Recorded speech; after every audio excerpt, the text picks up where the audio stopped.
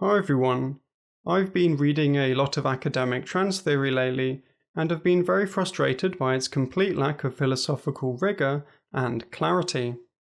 Authors use paragraphs of word salad and undefined terms in order to make what are ultimately really basic points, like you are assigned a gender at birth based on your genitals, and thereby placed within a gender binary that is entangled with both patriarchy and compulsory heterosexuality.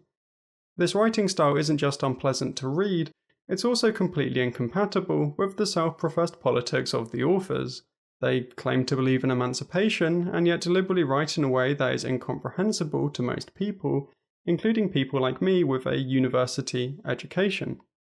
They have selected means that will, independently of their good intentions, never lead to their stated goal. Consider this representative paragraph by Susan Stryker. What I've termed transgender rage emerges from the interstices of discursive practices and at the collapse of generic categories.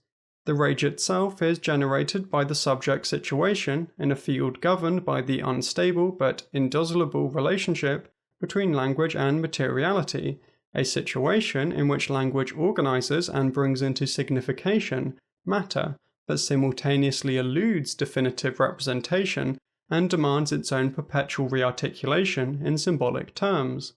Within this dynamic field, the subject must constantly police the boundary constructed by its own founding, in order to maintain the fictions of inside and outside against a regime of signification/materialization whose intrinsic instability produces the rupture of subjective boundaries as one of its own regular features. I don't know about you, but I personally can't stop policing the boundary constructed by my own founding. Writing pages of academic word salad is generally harder than writing in plain English. So why do these academics do it? I think the answer is obvious. They have, of course, internalized a hegemonic regime of signification in which the subject rearticulates their beliefs within a matrix of knowledge production that is in turn situated within the discourse's topography and materialization of academic prestige and careerism. In other words, they write badly because they're copying other people who write badly and are part of an academic subculture in which, in order to enter the field and climb up the university ladder from undergrad to professor, they adopt a certain writing style and thereby demonstrate that they have read the relevant books, know the right words, and know how to communicate in a way that is regarded as deep by the people they want to impress. It then just perpetuates itself and comes to be the default mode through which a lot of academics write and think. Such behaviour ignores that how we write is not politically neutral.